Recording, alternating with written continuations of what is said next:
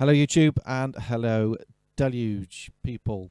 So I've had quite a few people ask me over recent months to do a bit more of a video on the, or to do the video on the arranger view. So your wish has finally been granted. We're going to look at the arranger view. So I've kind of come to Deluge from using, and I still use Ableton Live quite a lot, and that is like my main bit of software that I use. Generally, I write all my tracks on hardware, and then I'll record them into Ableton and put some other software stuff and bits and bobs in there and kind of post-production and all that kind of stuff. So I tend to kind of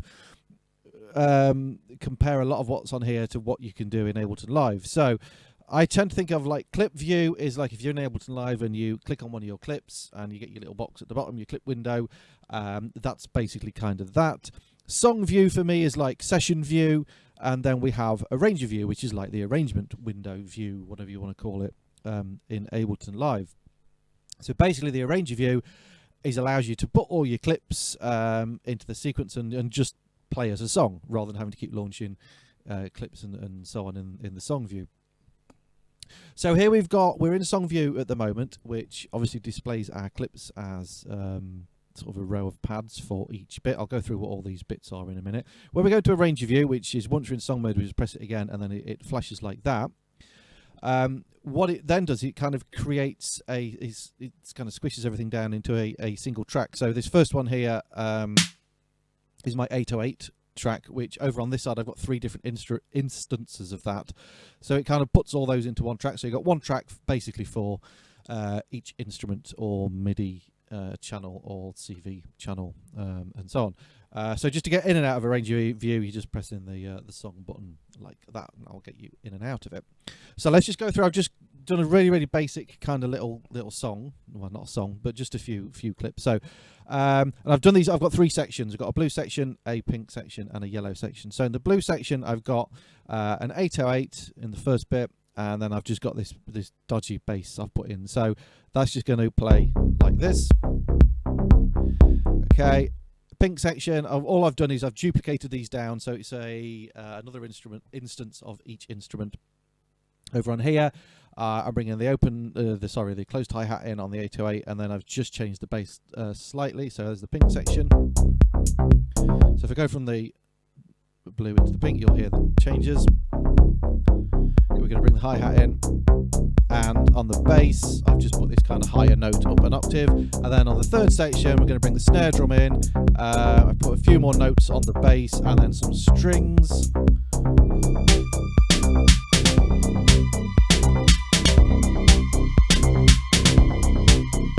Okay, so that's my basic little arrangement. So everything is 1 bar long apart from the strings, which is 4 bars long. So in its basic form, let's go over to our arrangement. We've got a completely clear arrangement here for us to work in. So we put our kind of instances of our different sections just by clicking on these here. All right. Let me just get this because I was messing with this earlier. So if I go back here, my first section is the blue section. So it's really just a case of remembering your sections, which one is which. So I know my blue is the intro bit, and then like the pink is section 2 and yellow is section 3. So I'm zoomed into kind of like, if I play that here, okay, each pad is 1 beat. So if I want, obviously that's 1 bar of the blue instance there. Okay, so it's kind of totally independent from the song view. When I'm playing that, it's not going to launch everything else that's in that section. It's all totally independent. Now what I can do is, obviously if I've got, if I want 4 bars of that, I can just kind of do it like that. Or the quicker way is, in the same way as you extend notes in clip view, if you hold on the first bit of the pad there, okay, that's just going to now loop that clip for 4 bars. All right, so if I know, for example, that kick drum is going to go all the way through for ages and ages, I can just kind of keep just making it, zooming out and making it as long as I want, okay, just by doing that. So that's one way. If you've got a clip that's going to play loads and loads, it's a lot quicker doing it that way than if I was kind of like having to like do this. Okay, put loads of clips in, it's going to take forever. Right, so let's just zoom it back out again. So with okay, like a quarter note sort of view. So if you'll notice sort of when we put that in, I don't know, just turn the brightness up a little bit. You'll see the first pad here is a lot brighter than the others. These are dimmed out a little bit. So that's the bit that you're going to press to kind of put the clips in and out of here. And then this bit, if you click on sort of the tail of it, the dimmed out ones, that will then take you into the clip of that view. So if you want to go in and make some edits, you would press on this bit. Okay, so if that's extended out long, you can press on any of these. It's going to get you in those. If we've got all separate clips, obviously you just got to press on it as so. Right, next section then. So we can move the clips around. So let's say I wanted like a... At first I thought I might have my kick drum on bar 1, and then nothing on bar 2, and kick drum starting on bar 3. I might think, well, I want to kind of move that along there and start it on like halfway through that second bar. Obviously one way of doing it would be just to redo it like that. If you hold on there as well, you can move them horizontally just by scrolling left and right. Now, one thing to bear in mind is I can't actually do what I wanted to do there. If I wanted to move that back this way, you can't move it back that way, okay? You can only move it to the right. So if I wanted to obviously have it earlier, I would have to take it out and put it there. But let's say I started that one there and I thought, actually, no, I want to start that on that next beat there. I would do it across there, and it will move it across one beat at a time, okay? Or one square at a time, depending on how you're zoomed in and out. So these are obviously all just the blue section. So let's just get a little kind of arrangement going. We're going to start just with the bass. We'll do those 4 times. Okay. So obviously what will happen is once you've got your clips in here, it will play until the arrangement stops, and then it will stop. So let's say on my next 4 bars, I want to go into, was it pink next? Yeah, we're going to bring the pink section in. Now what will happen is if I press that, it's still blue. So we need to change that into the pink section. So all you do is hold on the main brighter pad there. We turn the select knob, and you can just see you can scroll through your different colours. So obviously it's going to give me the different sections. We've got the blue section. I'm going to come back to white in a second. We've got the yellow section, and we've got, wherever it's gone, the pink section. Now what will happen is whenever I put another note in, it will kind of do it based on the last section. Okay, so if I do that, that will be on pink. Now if I change that one, say, to yellow, it's going to go yellow there. Okay, so just bear that in mind. You might have to change because it kind of works in sections. So what will happen now if I play it from the beginning, we'll get the 4 bars in the blue section, and then it's going to go on to the pink section. All right. And then obviously we could go into the yellow section and so on. Now I mentioned briefly about white clips. Now these are really useful if you want to just put something different in the middle of a song. For example, a drum fill. So let's say if we just start playing from the pink, I'm going to just get a few more pink ones in here. Okay, so let's say on this one here I wanted a drum fill. Okay, so what I would do is I would turn this into what's called a unique instance, which is a white clip. So if I hold down and turn the select knob till it turns white, when I now press on that, that's basically created a blank clip.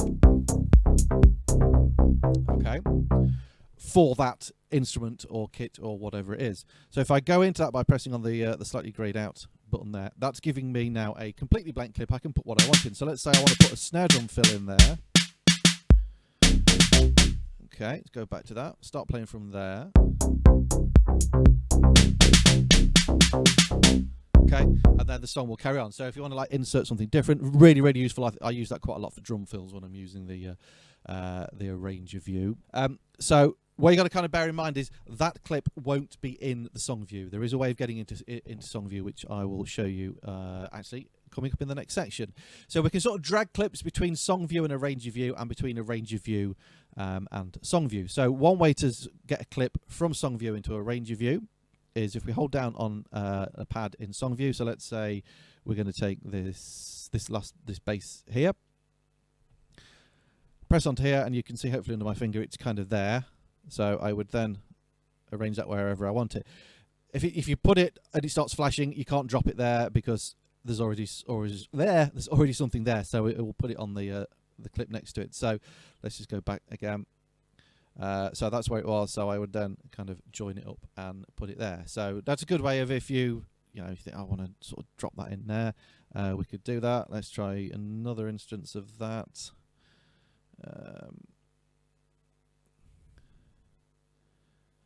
Okay, so we can drag them in that way as well. It's another way of doing it. So let's say I've created for example, a white clip in here, this drum fill, and I want to get that back into song view to actually sort of do some stuff with it in there. I might want to have that back in there for launching if I'm playing live, something I've created in here in the arrangement, and then I like doing a live version. I might want that back in song view. So you basically just do it in reverse. I'm going to take this drum fill I did, this little snare drum fill, again hold down on the pad, press song, and it's now this one here. So I can scroll up and down and position it where I want it. If I put it right down at the bottom, we can see it there. If I open up that's that drum fill that I just played. And what it does is it assigns it a new section. You can see it's now gone into this green section. Let's just turn these down again a bit because they're going to get a bit bright otherwise. So yeah, when you drag it from Arranger back into song view, it will give it a new section. And that is that little snare drum fill I've done there. So you might create a whole song in arrangement and want to get all these back into song view for a live performance or whatever. So that is the way you would do it. Again, something that might be useful for, I don't know, from a live performance point of view is we can switch between arrangement and song view during playback. So when we're playing it back in arrangement, we can still access song view. If I just start this playing and go over to song view, okay, what you'll see, all these pads down here are now grayed out.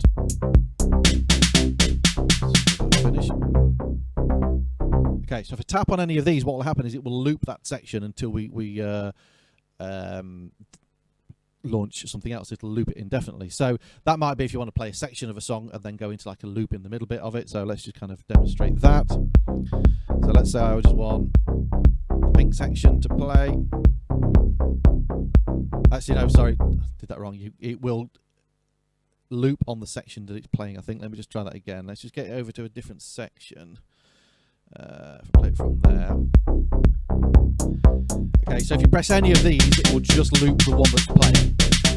Okay. So you can see that's now looping. That's just going to keep on playing until I launch another clip. So again, useful, I would think, from a live point of view, if you want to kind of have a little arrangement thing go in and then switch over into song view. Quite a useful way of doing that. And we can also do it the other way around, actually. If I want to start, let's say I want to start with a loop at the beginning of a track. Let's start with that. And then I want the song to play from a specific point. Let's say I want it to start from that green clip there, which is that drum fill. It's now created that. All I would do is scroll to where I want it to play from, press this button down, this dial, and press play, and it will wait for the loop to finish playing in song view and then go over to arranger view. Okay, so it started playing from there. Again, useful little tool for live performance, I would think, in that respect. As well as you can obviously use that if you've gone from song view. Let's say we started out in song view and we went over into here and we just left that looping, so we might want to leave that looping for a while, and then we want to go back into the song, start it from, say, there.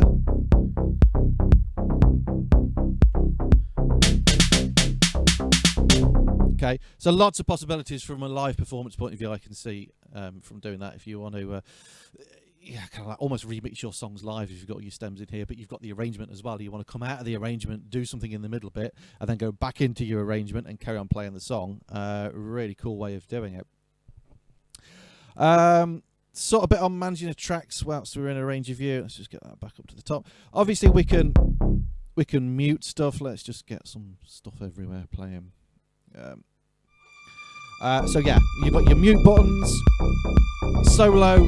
These are basically the same as in song view. So if you hold this dial down, these will go blue. That's solo. We can solo as many tracks as you want,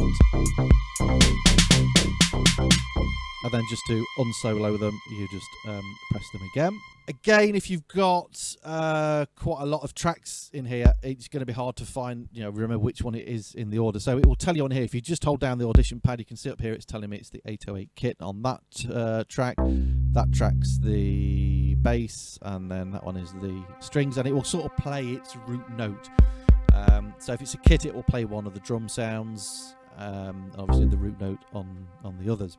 You can also, as well, which is very useful for just trying out different sounds, you can change the preset. So for example, if I wanted to try some different drum sounds, all I would do is hold that down, then I can scroll through the different kits, try the 909, or with the bass. Okay, so there's a nice way of just auditioning different sounds in your arrangement as you do it. Just hold it down, turn your select key in, and you can do it that way. Same works exactly the same way with the MIDI tracks or the CV as well. We can create a new track directly in Arranger view. All we got to do is hold down any of these, okay, and that's going to give us a new track, and then we can decide what we want to put on here. It might want to be a kit, so if I put that kit on there, I don't know, let's just put that on for now. Obviously, we've not created anything on this track in Song View, so anytime we create a new instance of the clip in here, it's going to be a white clip. So let's just put something random in there. Okay, I could then obviously do what I did before and take that into Song View and stick it right down at the bottom. Okay, it's now assigned that to the blue section. But that then is that, you see, that is now going to turn blue because we've put it into Song View. So I can then put that in there, so we can create new stuff in here without really even having to go into Song View. So if you want to delete a track from a row in Arranger view, hold down its audition pad and we press. I just put this one in randomly, I don't know why, but anyway, it wasn't there a second ago, I just did it off screen. And you press save and delete button, and that one is gone. Occasionally, and I don't know why, when I get rid of those drums, for some reason it's saying can't, and I'm not entirely sure why. If anyone knows why, please tell me. And obviously we can reorder tracks in the same way as before, with the same way as doing notes, which you would have seen in previous videos. So just hold down on one of the, you got to make sure you hold down on the brighter pad, and then you can just like put them wherever you want it. Actually, no, not that way. Sorry, that was wrong. You've got to hold its audition pad. And then, so let's say I want the drums down at the bottom, hold its audition pad and move it that way round. Right, we're nearly there. I'm aware this video is getting pretty long, but let's just finish off the last few bits. If you've got an audio track, let's just create an audio track in Song View. For an Arranger view, so that's just created that there. You can see it just comes up with audio 1. So you can name that, because obviously if you've got loads of audio tracks, you don't know, you're not going to know what they all are and remember them. So the name button is here. I've got this different overlay on here. But all you would do is hold down the audition pad, press name, and then you can name it whatever you want. So that might be, I don't know, drum 1. Enter it in. So then it gives it its name as drum 1. There are also a few options of kind of bouncing your tracks down. If you got a lot of audio stuff, you would choose the if you hold down Learn and press the audio track button, you've got various options of where your input is coming in. So you can have left, right. The ones with the dot by it means it kind of places it back into itself, so you can monitor it. We've got stereo, so there for the line ins. We've also got, going the other way, we've got output and mix. So what mix does, it will kind of record these other tracks, pre-master effects and level and reverb and so on. So that's if you wanted to bounce all of these down to like one single track, that's how you would do that. You would just basically, you would need to record those, which I shall do in a second. So if that's on mix, let me show you that. So if we hold down the record button, what will happen, you see, it'll dim out, and the default setting on these is that they won't be armed to record. But if we do that, if we press the button while that's held down, you can see they're flashing. They are now armed to record. So if I just played that, so what I've done here is I've just armed the audio track to record. If I now press play, record and then play.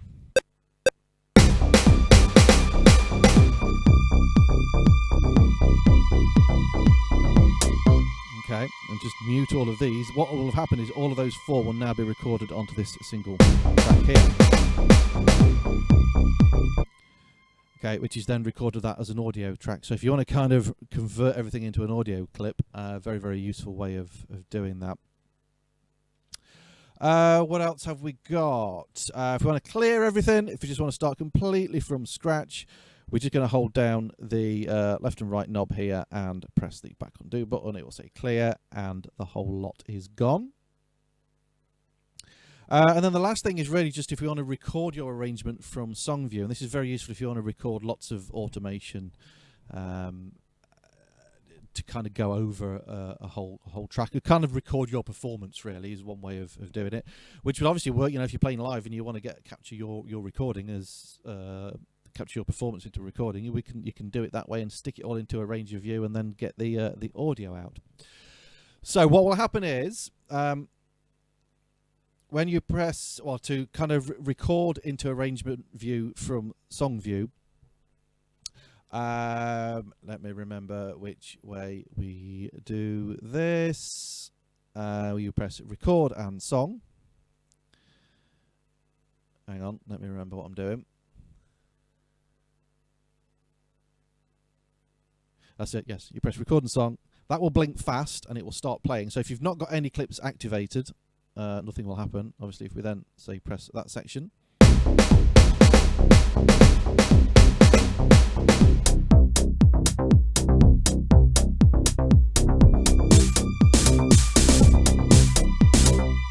Okay. If we now go over to Arranger, you will see it's recorded our arrangement. So I didn't start playing straight away, so we've got that silence at the beginning, which we can get rid of, which I'll show you in a second to kind of insert and clear stuff. So I'm just going to clear that for now, and I'll come back to showing you that in a second. So generally what you would do is if you don't want the silence at the beginning, let's say I know I want it to start with that section, hold down shift, and what I'll do with this time is I'll tweak some of the parameters on the bass with the filter, and you'll see how it records all of that into the arrangement for you. So hold down that. Okay, so it's now recording. This is my bass. So what I'm going to do is I'm going to just mess about with the filter.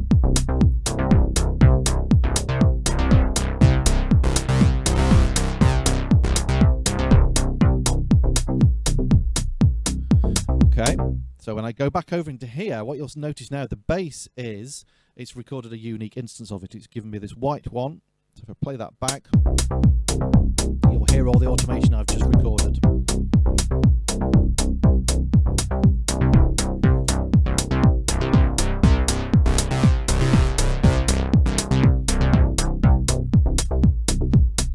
Okay, so that's great if you know, obviously for your automation, recording it that way. And then, as before, if you want to bring that back in over to the song view, just hold down on it, press that, and it's created this clip here.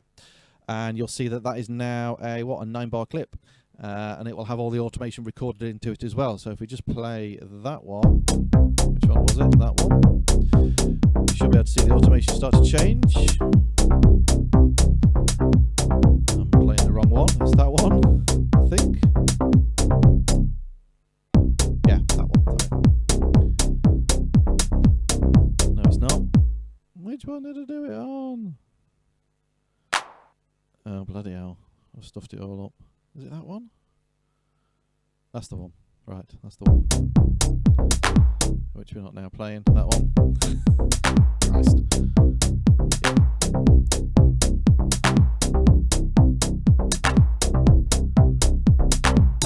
Okay, so you can now see the automation starting to go. So, you know, it kind of works very nicely between your song view and arrangement view. I think just one of the things just to be aware of on arrangement recording is that your performance will actually start recording from where the scroll position is on here. So yeah, I was going to put a few instances of these things in here. It's going to sound a bit dodgy because it's all kind of a little bit weird, but anyway. Yeah, so if you kind of wanted, if you do a little bit of arrangement thing first in this window, and you're going to start recording from the song view. Bear in mind that it will start recording from wherever the scroll view is on here. So at the moment I'm right back at the beginning. So let's say I've scrolled over to there and I go over to song view and record from here.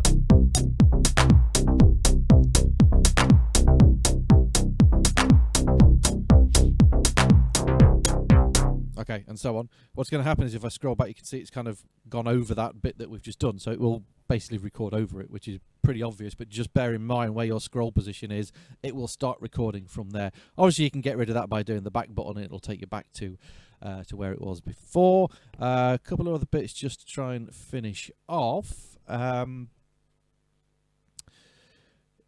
If you're recording, let's just clear that again. So we start off from scratch. Remember when we're launching clips, let's do that one. Sorry. Obviously, we can instantly launch a clip.